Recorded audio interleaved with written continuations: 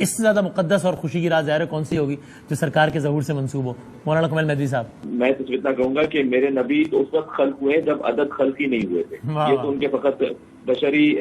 وجود کا دنیا میں تشریف لانا ہے. ابھی ربیع الاول کا وجود ہی نہیں تھا اور ختمی مرتبت نبوت پر فائز تھے، کیونکہ ماہ ربیع الاول بنتا ہے چاند کی حرکت سے، اور ابھی چاند ہی نہیں تھا کہ محمد مصطفیٰ صلی اللہ علیہ وسلم کا نور تھا. اور چاند کی روشنی بنتی ہے، جو چاند کو روشنی ملتی ہے سورج سے، اور ابھی سورج بھی نہیں تھا اور حضور کا وجود تھا. اور ہم آدمیوں کی کیا اوقات ہے، ابھی آدم علیہ السلام بھی نہیں تھے، اور نبی مکرم نے اعلان فرمایا تھا کہ کن جو نبی آدم بین الماء والطین، میں اس وقت بھی نبی تھا کہ جب آدم بنے نہیں تھے، پانی اور مٹی کے درمیان تھے. اور جب اللہ تعالیٰ نے ارشاد فرما دیا کہ لولاک لما خلقت الافلاک،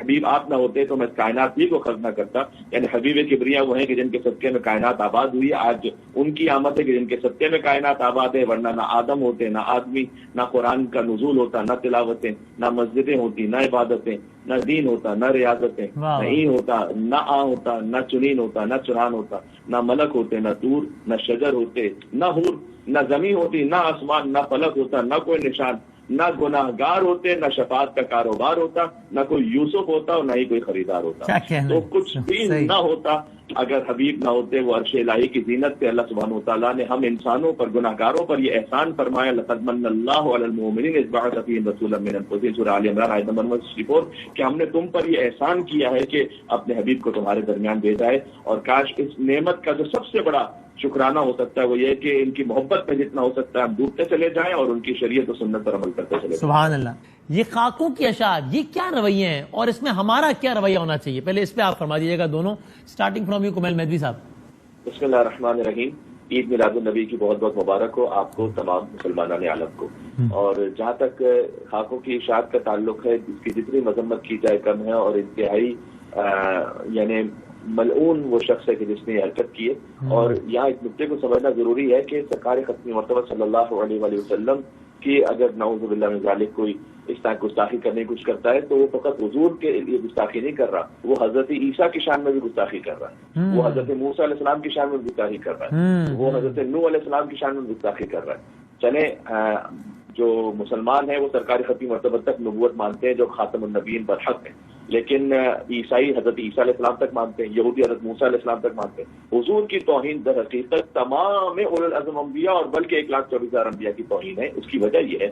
کہ خود سرکار ختمی مرتبہ کے پاس ایک یہودی آیا تھا اور اس نے کہا کہ آپ افضل ہیں یا موسیٰ علیہ السلام افضل ہیں. اور تو حضور نے جواب دیا تھا کہ انہو یکرہ للعبد ان یزکی نفسہ، ایک شخص کے لیے خود یہ بہتر نہیں ہوتا کہ وہ اپنی ہی تعریف خود بیان کرے، لیکن جو نعمت اللہ نے مجھے عطا کی ہے میں اس کا اظہار کروں گا. اس کے بعد فرمایا کہ اگر موسیٰ علیہ السلام میرے زمانے کو ترک کریں اور میری نبوت پر ایمان نہ لے کر آئیں تو ان کی نبوت ہی انہیں کوئی فائدہ نہیں پہنچائے گی.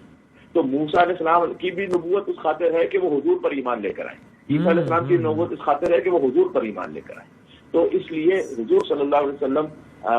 یعنی وہ سردار انبیاء ہیں، اور اگر نعوذ باللہ من ذالک کو جسارت کرنے کی کوشش کرتا ہے تو وہ 1,24,000 انبیاء کے لیے جسارت کر رہا ہے. جی اسی بات کو تسلسل میں آگے لے جاتے ہوئے دیکھیے کچھ باتیں ایسی بھی ہیں کہ جو وہاں پر یورپ میں جس پر بات کرنے پر پابندی ہے، مثلا ہولوکاسٹ اس پر آپ بات نہیں کر سکتے، اور اس کے بارے میں اگر کوئی تنقیدی بات کرتا ہے تو وہ اس پر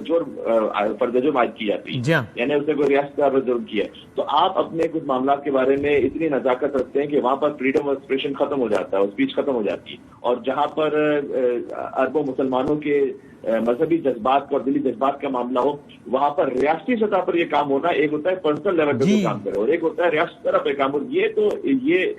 ایک طرح سے انہوں نے نیا ایک پستی کو اس وقت اس کا اظہار کیا ہے، کہ نئی پستی کا مظاہرہ کیا ہے کہ آج کی رات اور کل آنے والے دن میں جو مسلمانوں پر یہ بیت رہی ہے تو یہ عہد کر لیں مسلمان کہ ہم اس رات میں، اس دن میں، آنے والے دن میں یہ عہد کرتے ہیں کہ یا الہ العالمین تیرے محبوب کے میلاد کی رات ہے، ہم مسلمان ایک امت بن کر دکھائیں گے، اور جو ہمارے اعمال میں کمی ہے ان اعمال کو پورا کر کے ہم دکھائیں گے تاکہ ہم ایک امت بن جائیں اور کسی کو بھی ہماری طرف آنکھ اٹھانے کی جرت نہ ہو. انشاءاللہ. جزاک اللہ، بہت نوازش، بہت شکریہ جناب مولانا کمال مہدوی صاحب، مفتی شفیع الحمدی صاحب. آپ نے الفاظ کی حد تک نہیں بلکہ انداز میں، باتوں میں، ایسنس میں، اسپرٹ میں دونوں نے اتحاد کا بھی پیغام دیا ہے، اور ظاہر آج کی اس شب کے حوالے سے اپنی خوشی، اپنی مسرت کا بھی اظہار کیا ہے کہ ظاہر آج کی تو وہ شب آپ نے اس طرح فرمایا کہ جب سوائے ابلیس کے جہاں میں سبھی تو خوشیاں منا رہے ہیں.